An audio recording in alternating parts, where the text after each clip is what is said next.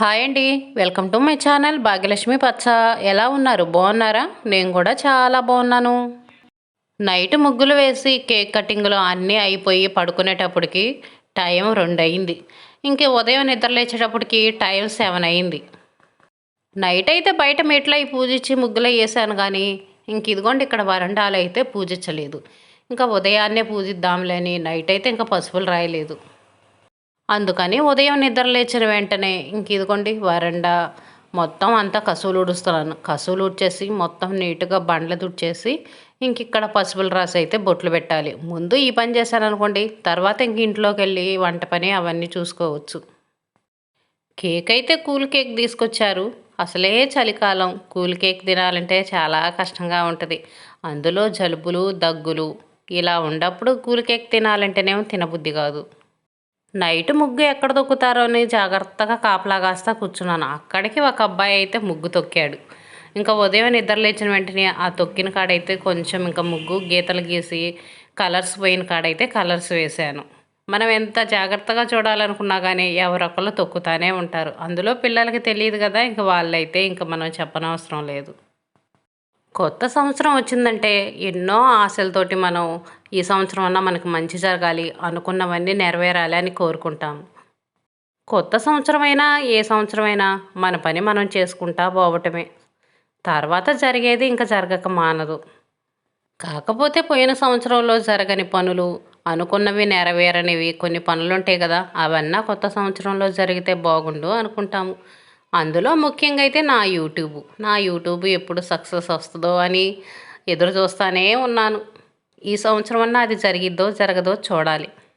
కానీ ముఖ్యంగా మనం చేయాల్సిన పని, మన పని అనేది మనం పర్ఫెక్ట్గా చేసుకోవాలి. అప్పుడే సక్సెస్ కోసం ఎదురు చూడాలి. మన పని మనం పర్ఫెక్ట్గా చేయకుండా సక్సెస్ రావాలని ఎదురు చూస్తే రాదు, అవన్నీ జరగవు. పిల్లల చదువులైనా, యూట్యూబ్లైనా, పొలం పనులైనా, ఉద్యోగాలైనా, వ్యాపారాలైనా ఏవైనా సరే మన పని అనేది మనం పర్ఫెక్ట్గా చేసుకుంటా వెళ్ళాలి. బయట వరండాలైతే ఇంక మొత్తం కసువైతే ఊడ్చేశాను. ఇప్పుడు ఇదిగోండి ఇక్కడే నేను పసుపు రాసి బొట్లు పెట్టేది. ఇక్కడ మొత్తం నీట్‌గా కడిగాను ఈ గచ్చంతా. ఇంకా బయట వాకిలి అనేది లేదు కదా, ఇక్కడే పూజిస్తాను నేను. మెయిన్ వాకిలి అక్కడ గడప కనపడుతుంది చూడండి, అక్కడైతే పసుపులు రాసి బొట్లయితే పెట్టను.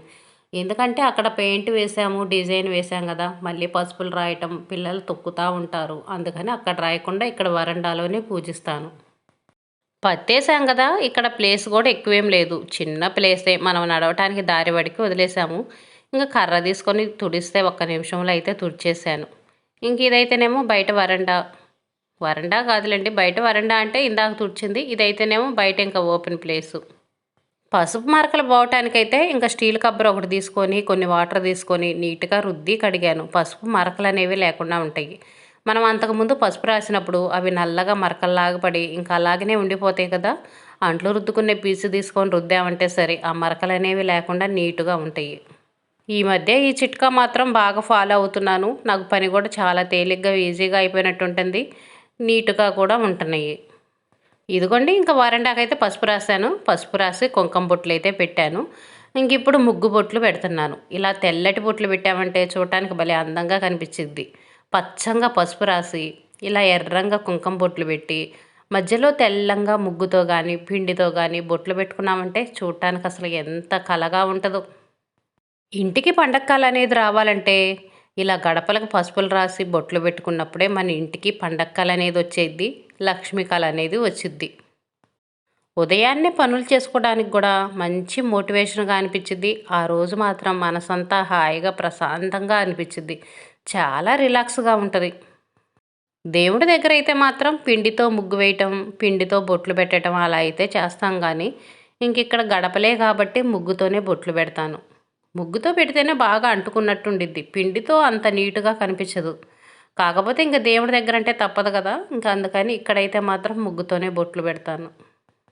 గడప దగ్గర ముగ్గు కూడా ఏం వేయట్లేదు. ముగ్గేసామనుకోండి పిల్లలు తొక్కుతా ఉంటారు. ఇల్లంతా అడుగులు పడతా ఉంటాయి. అందుకని ముగ్గు అయితే మాత్రం వేయట్లేదు. ఓన్లీ పసుపులు రాసి బొట్లయితే పెట్టేశాను. ఇంట్లోకొచ్చైతే టిఫిన్ అయితే చెయ్యాలి. న్యూ ఇయర్ కాబట్టి టిఫిన్ అనేది కొంచెం వెరైటీగా ఉండాలి కదా, రోజువారీ ఇడ్లీ దోశలు కాకుండా. అందుకని టిఫిన్ అయితే గారెలు చేస్తున్నాను. బొబ్బర్లు నానబోసాను. బొబ్బర్లు తెప్పించాను సరుకులు తెప్పించినప్పుడు. ఒకసారి అయితే వండాను, టేస్ట్ చాలా బాగున్నాయి. ఇంకా కొన్ని మిగిలితే ఇంక ఈరోజైతే టిఫిన్ బొబ్బర్లతో గారెలు చేస్తున్నాను. గ్రైండర్ అయితే ఏం లేదండి, నేను ఇంక ఏ పిండి వేయాలన్నా మిక్సీకి వేసుకోవటమే. రోట్లో రుబ్బే టైం లేదు కదా. ఇంక ఇవాళ లేటుగా నిద్రలేచాము. లేటుగా నిద్రలేచి మళ్ళీ రోట్లో రుబ్బుతా కూర్చున్నామంటే చాలా లేట్ అయింది. ఒక వాయి అయితే మిక్సీకి వేసాను. ఇంక ఇదిగోండి, ఇదైతే రెండో వాయి వేస్తున్నాను. ఇంక ఇందులో అయితే పచ్చిమిర్చి వేస్తున్నాను. పచ్చిమిర్చి, అల్లం, జీలకర్ర, కరివేపాకు ఇవన్నీ వేసి మిక్సీకి వేస్తాను. వీటితో పాటు కొంచెం ఉప్పు వేస్తాను. ఇవన్నీ వేసుకుంటేనే గారెల టేస్ట్ అనేవి చాలా బాగుంటాయి. మిక్సీకి వేసుకునేటప్పుడు కొంచెం వాటర్ పోసుకోవాలి. వాటర్ పోసుకుంటేనే బాగా మెత్తగా మెదిగిద్ది. కొంచెం వాటర్ పోయలేదనుకోండి, ఇంకా అలాగా మిక్సీ అడుగుది మెదుగుతూ ఉంటుంది, పైనేమో పలుకులు పలుకులుగా ఉంటుంది. అందుకని కొంచెం వాటర్ పోసుకోవాలి. మరీ ఎక్కువ వాటర్ పోసామంటే పిండి అనేది లూజ్ అయిపోయిద్ది. కొంచెం పోసుకుంటే సరిపోయిద్ది. పిండి గట్టిగా ఉండాలని వాటర్ పోయకుండా అలాగే మిక్సీకి వేస్తూ ఉన్నామనుకోండి, మిక్సీలు పాడైపోతాయి. అందుకనే నేను గారెల పిండి మిక్సీకి వేసుకునేటప్పుడు కొంచెం మాత్రం వాటర్ పోసి మిక్సీకి వేసుకుంటాను. బొబ్బర్లతో గారెలు చేస్తున్నాను కదా, గారెలు పర్ఫెక్ట్గా వస్తాయో రావోనని ఇంక ఇదిగోండి, ఇందులో కొంచెం అయితే బియ్యపిండి కలుపుతున్నాను. బియ్యపిండి కలిపితే కూడా కొంచెం క్రిస్పీగా కరకరలాడుతా గారెలు చాలా బాగుంటాయి. మినప్పిండితో వేసే గారెలకైతే ఇలా బియ్యపిండి కలపను. ఎందుకంటే మినప్పిండి కొంచెం జిగురు ఎక్కువగా ఉంటుంది కదా, వాటికి ఏం కలపాల్సిన అవసరం లేదు. కాకపోతే పిండి అనేది కొంచెం జావైనప్పుడు కలుపుకోవాలి, కానీ నార్మల్గా అయితే కలపాల్సిన అవసరం ఉండదు. ఇవైతే బొబ్బర్లు జిగురు అనేది ఉండదు కదా, గారె అనేది పర్ఫెక్ట్గా వచ్చిద్దో రాదోనని కొంచెం బియ్యపిండి అయితే కలుపుతున్నాను. బొబ్బర్లతో పాటు ఒక గుప్పెడు శనగలు కూడా వేశాను. పొట్టు శనగలు ఉంటాయి చూడండి, నల్లటి శనగలు, ఆ శనగలు కూడా వేశాను. ఇప్పుడైతే ఇంకా ఉల్లిపాయ ఒకటి కట్ చేసి వేస్తున్నాను. ఉల్లిపాయలు మరిన్ని వేసుకుంటే గారెల టేస్ట్ అనేవి చాలా బాగుంటాయి. నేనైతే 2 ఉల్లిపాయలు కట్ చేసి అయితే వేస్తున్నాను. ఉల్లిపాయలు కట్ చేసేటప్పుడు గారెల్లో ఇంకొకటి వేద్దాం అనుకున్నాను, కానీ మర్చిపోయాను. గారెలు మొత్తం వండిన తర్వాత లాస్ట్లో నేను తినేటప్పుడు గుర్తుకొచ్చింది నాకు. అదేంటనేది మీకు తర్వాత చెప్తాను. గారెలు అయితే ఒక వాయి వేసానండి. ఇదిగోండి, నవీన్కి ఆకలి అవుతుందంట. ఎప్పుడు చేస్తావు గారెలు, ఎప్పుడు చేస్తావని నేను గారెలు చేయటం మొదలుపెట్టిన కాడి నుంచి అడుగుతూనే ఉన్నాడు. నైట్ అయితే అన్నం తినలేదు. నైట్ కేక్ కట్ చేయటం, ఇంకా సంబరాలు, పిల్లలు తిరుగుతూ ఉన్నారు. కేక్ కట్ చేసి కేక్ తిన్నారు కదా, ఇంకా అంతే నిద్రపోయారు. అన్నం అయితే తినలేదు. ఇంకా ఉదయాన్నే ఆకలి అవుతుందంట గోల. గారెలు చేసినప్పుడు మాత్రం తప్పనిసరిగా చట్నీ ఉండాల్సిందే. చట్నీ లేకపోతే నవీన్ అస్సలు తినడు. ఒక గారె 2 గారెలు ఉన్నా కూడా చట్నీ అడుగుతాడండి, మామూలుగా తినకుండా. నాకైతే చట్నీతో తినటం అస్సలకి ఇష్టం ఉండదు. నేను గారెలు మామూలుగా నార్మల్గా తినటానికే ఇష్టపడతాను. చట్నీతో ఎందుకనో నాకు అంత నచ్చదు.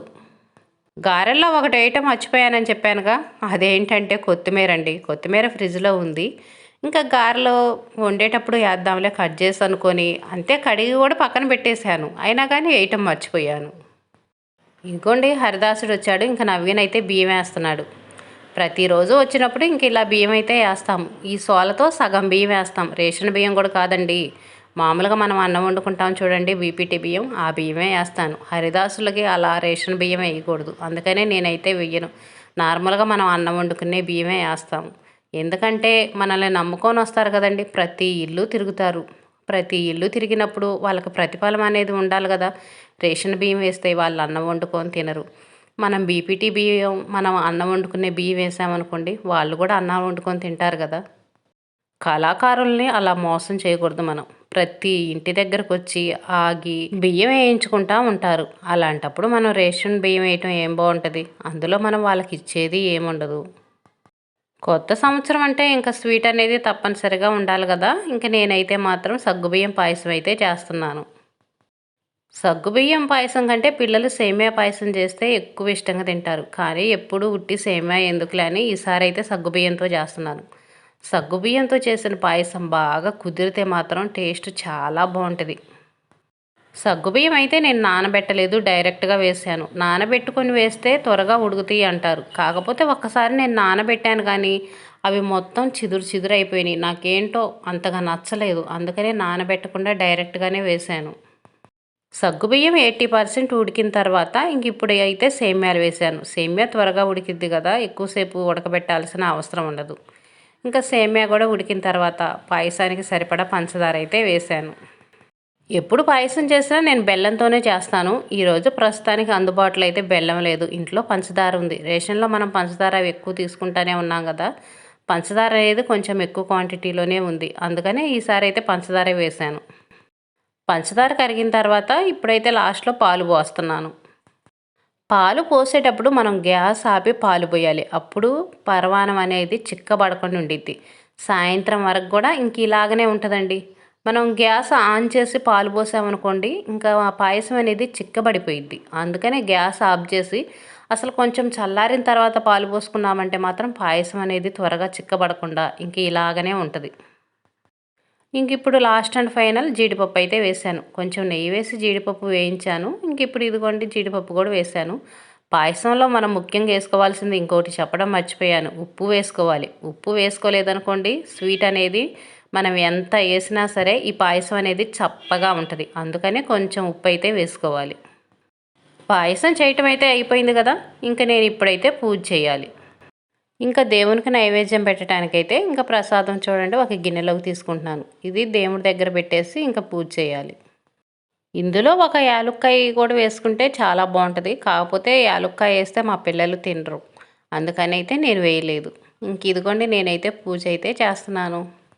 పూజ అంటే ఎక్కువేమి లేదులేండి. దేవుడి దగ్గర ప్రసాదం పెట్టేశాను, పూలు పెట్టేశాను, దీపం వెలిగించాను, దండం పెట్టుకుంటున్నాను. ఇంక ఇంతవరకే ఉంటుంది నా పూజ అయితే మాత్రం.